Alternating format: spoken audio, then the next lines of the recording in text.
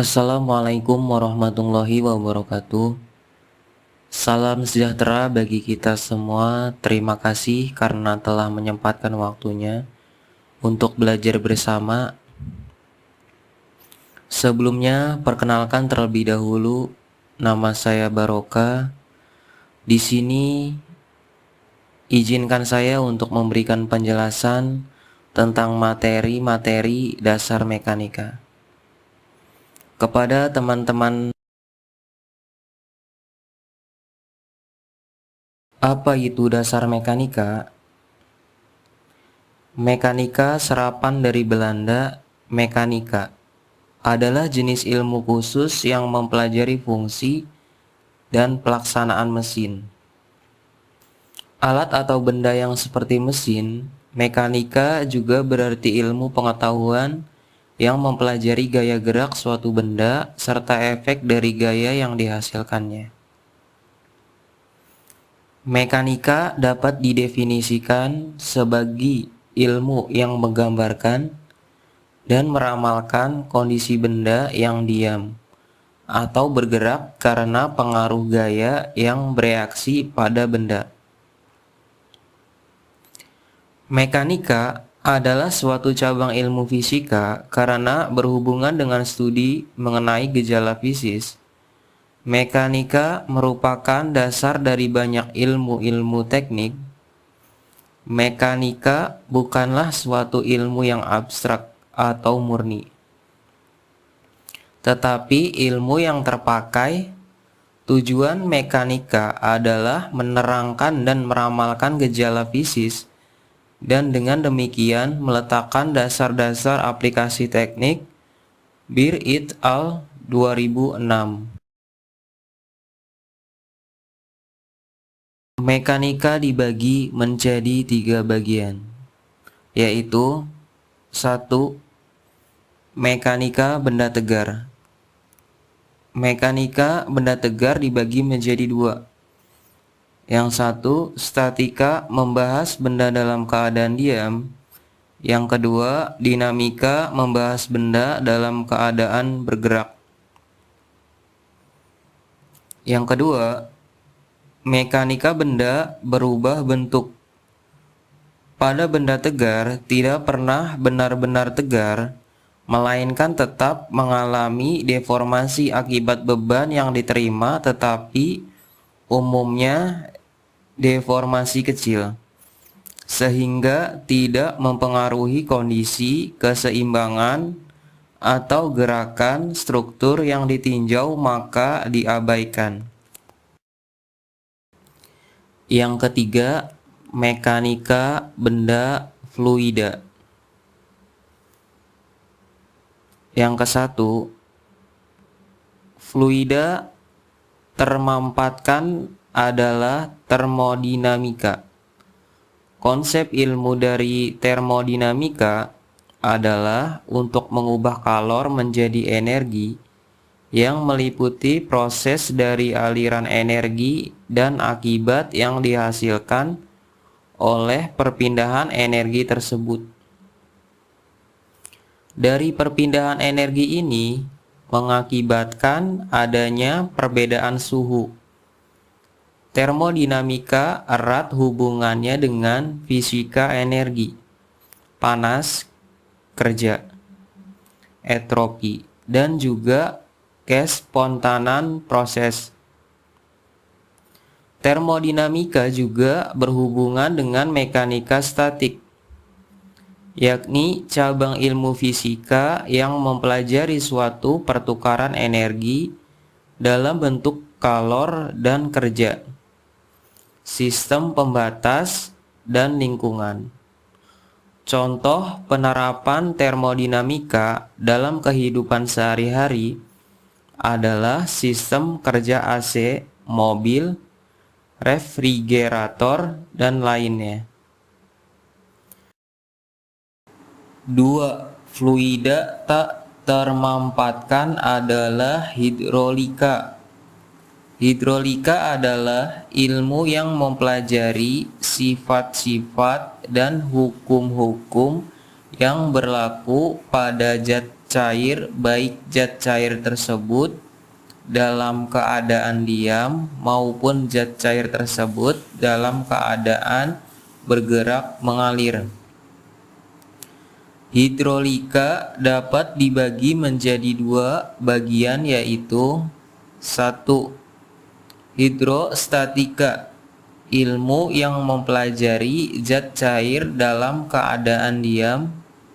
Yang kedua, hidrodinamika, ilmu yang mempelajari zat cair dalam keadaan bergerak mengalir.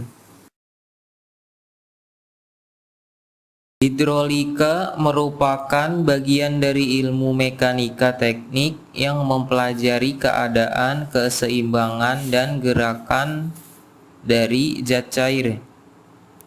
Mekanika teknik terbagi atas: mekanika keseimbangan benda diam. Mekanika teknik, ilmu yang mempelajari tentang benda-benda padat. Hidrostatika, ilmu yang mempelajari tentang zat cair dalam keadaan diam. Aerostatika, ilmu yang mempelajari tentang gas atau udara dalam keadaan diam. Mekanik gerak. Mekanika teoritis, ilmu yang mempelajari tentang benda-benda padat dalam keadaan gerak.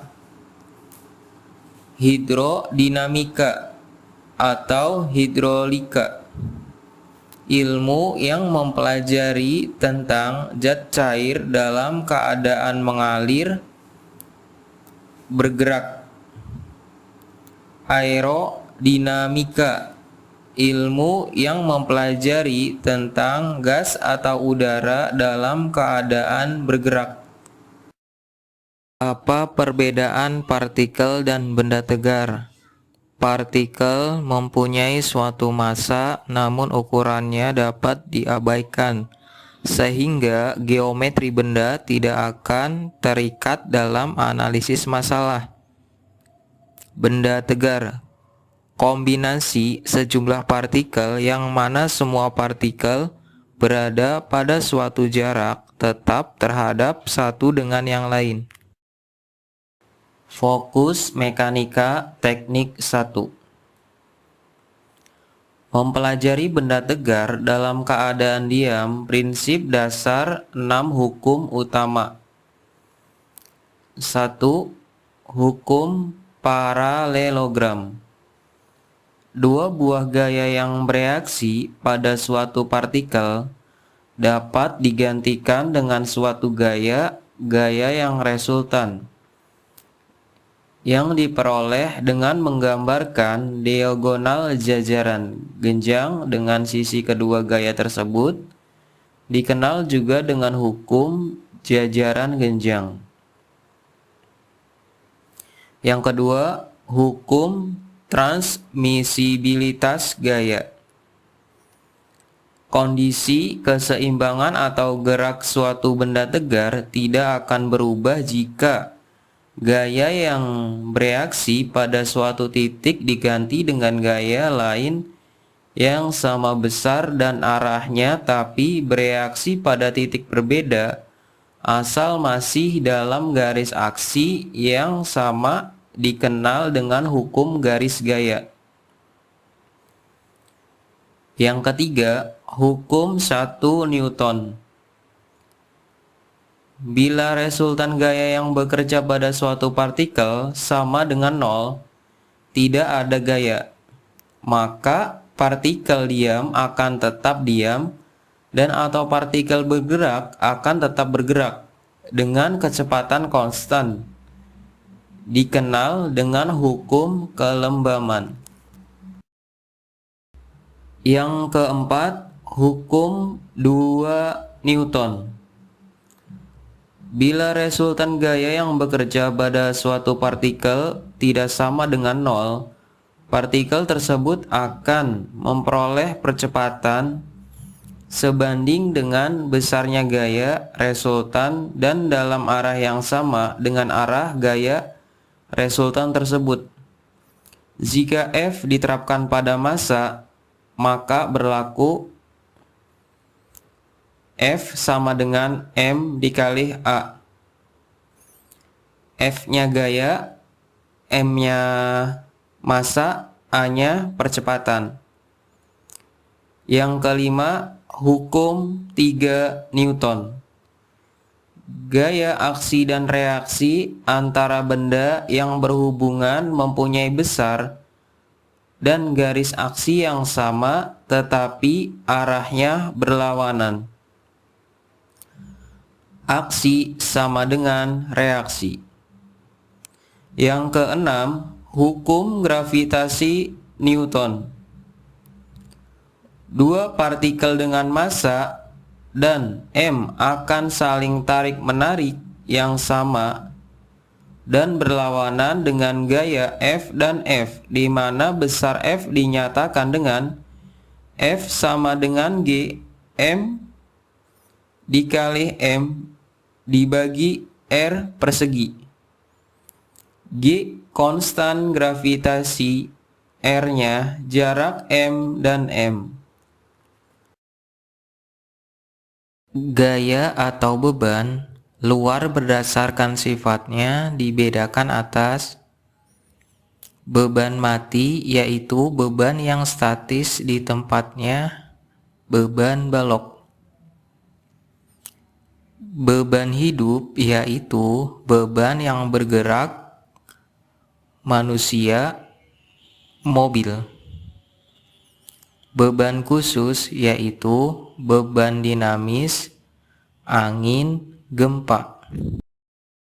Sistem gaya.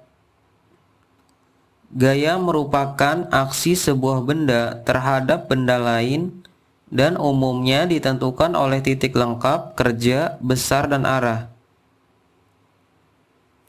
Sebuah gaya mempunyai besar, arah, dan titik tertangkap tertentu yang digambarkan dengan anak panah. Makin panjang anak panah, maka makin besar gayanya. Jenis gaya yang ke-1, gaya kolinier. Gaya-gaya yang garis kerjanya terletak pada satu garis lurus. Yang kedua, gaya konkuren. Gaya-gaya yang garis kerjanya berpotongan pada satu titik. Yang ketiga, gaya koplanar. Gaya-gaya yang garis kerjanya terletak pada suatu bidang. Yang keempat, gaya kopel. Sepasang gaya yang sejajar sama besar dan berlawanan arah yang bekerja pada suatu batang benda akan menimbulkan kopel momen pada batang tersebut. M sama dengan F dikali R, dengan F adalah gaya dan R adalah jarak antar gaya. Resultan gaya. Sebuah gaya yang menggantikan dua gaya atau lebih yang mengakibatkan pengaruh yang sama terhadap sebuah benda, di mana gaya-gaya itu bekerja tersebut dengan resultan gaya. Metode untuk mencari resultan gaya yang ke-1, metode jajaran genjar, hukum paralelogram.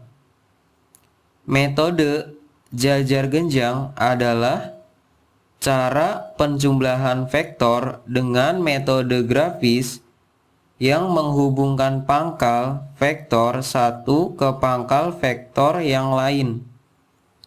Kemudian menarik sebuah garis lurus dari pangkalan kedua vektor menuju perpotongan proyeksi masing-masing vektor. metode jajaran genjang dengan cara membentuk bangun jajaran genjang dari dua gaya yang sudah diketahui sebelumnya. Garis tengah merupakan R gaya. Yang kedua, metode segitiga.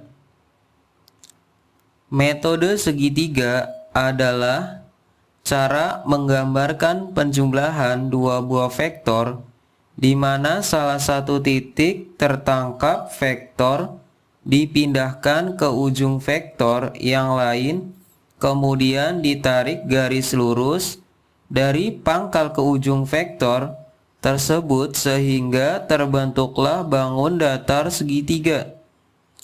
Garis dari pangkal ke ujung vektor tersebut merupakan resultan dari dua vektor itu. Untuk lebih paham mengenai pengertian metode segitiga, perhatikan gambar berikut ini. Yang ketiga, metode poligon gaya. Metode poligon adalah cara menggambarkan penjumlahan tiga buah vektor atau lebih dengan saling menghubungkan pangkal vektor ke ujung vektor yang lainnya demikian rupa sehingga vektor terakhir. Setelah itu ditarik garis lurus dari pangkal vektor pertama menuju ujung vektor terakhir sehingga berbentuklah bangun segi banyak atau poligon. Untuk lebih jelas mengenai metode ini, perhatikan gambar tahap menggambarkan resultan vektor dengan metode poligon berikut. Catatan. Yang pertama, penggunaan metode segitiga dan poligon gaya, gaya-gaya yang dipindahkan harus mempunyai besar, arah, dan posisi yang sama dengan sebelum dipindahkan. Yang kedua, untuk menghitung besarnya R dapat dilakukan secara grafis, diukur dengan skala gaya yang telah ditentukan sebelumnya. Komponen gaya. Gaya dapat diuraikan menjadi komponen vertikal dan horizontal atau mengikuti sumbu X dan Y. Fx adalah gaya horizontal sejajar sumbu X, Fy adalah gaya vertikal sejajar sumbu Y. Perhatikan gambar di bawah ini, di mana F atau gaya disebut komponen yang membuat garis sumbu X atau horizontal dan garis sumbu Y atau vertikal. Maka satu gaya diuraikan, maka gaya atau F harus jadi diagonalnya dari jajaran genjang. Diagonal ini sisinya dari sumbu X dan sumbu Y harus sejajar dengan gaya atau F, maka ditulis Fx atau gaya horizontal dan Fy atau gaya vertikal. Proses gambar tersebut, satu gaya diuraikan dua arah sudut F atau gaya disebut theta atau kemiringan, maka menghasilkan rumus A. Fx sama dengan F kosinus theta.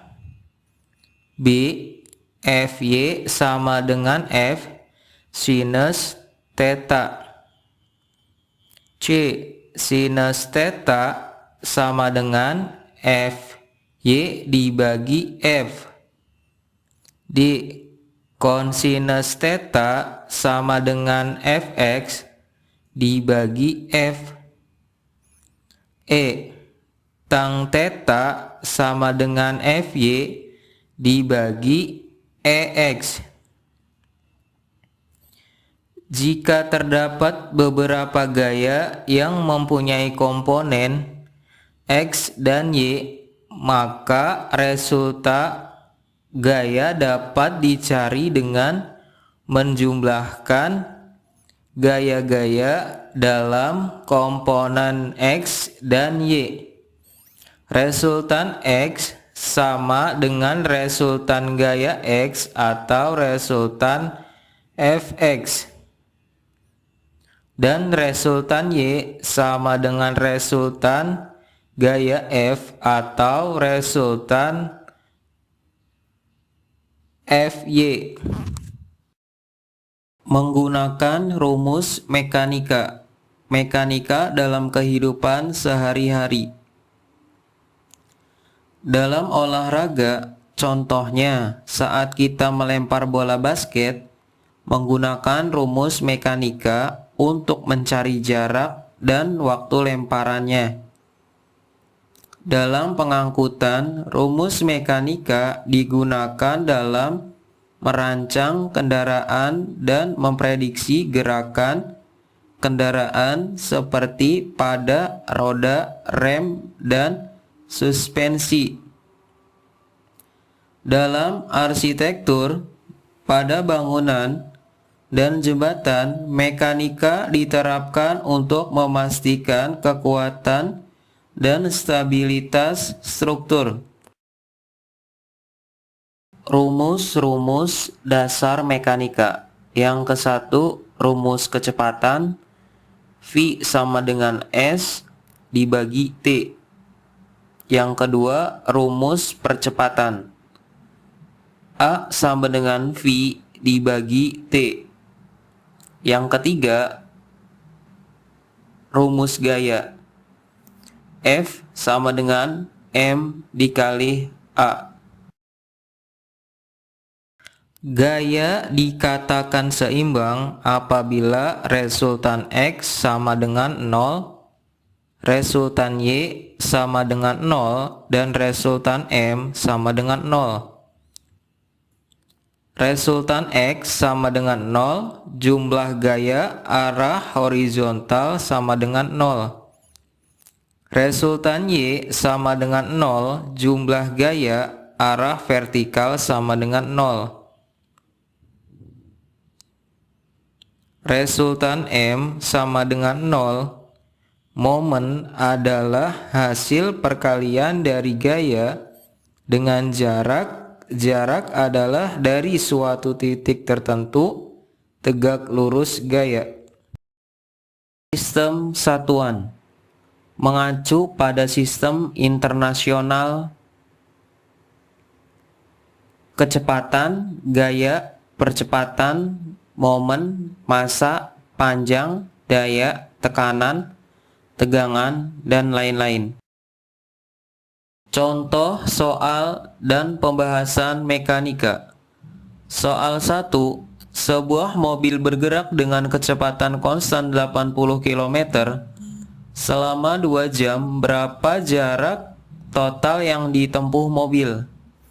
Soal 2. Sebuah benda dengan massa 2 kg diberikan percepatan 5 meter. Berapa gaya yang bekerja pada benda tersebut? Pembahasan 1 menggunakan rumus V sama dengan S dibagi T dikali S sama dengan V dikali T. 80 km dikali 2 jam sama dengan 160 km. Pembahasan kedua menggunakan rumus F sama dengan M dikali A. F sama dengan 2 kg kali 5, M sama dengan 10 Newton.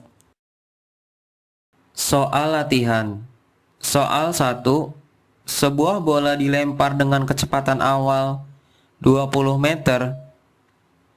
Dan waktu terbang 4 detik, berapa jarak yang ditempuh bola? Soal 2, sebuah beban dengan massa 5 kg ditarik dengan gaya 10 m, berapa percepatan beban tersebut? Kesimpulan yang pertama, pentingnya mekanika. Memahami mekanika membantu kita memahami fenomena fisika yang terjadi di sekitar kita. Yang kedua, penerapan dalam kehidupan sehari-hari. Rumus-rumus mekanika digunakan dalam berbagi bidang, dari olahraga hingga arsitektur. Baik, tadi materi dasar mekanika. Semoga presentasi yang saya berikan diharapkan mampu untuk memberikan pengetahuan serta pemahaman baru kepada teman sekalian. Terima kasih. Wassalamualaikum warahmatullahi wabarakatuh.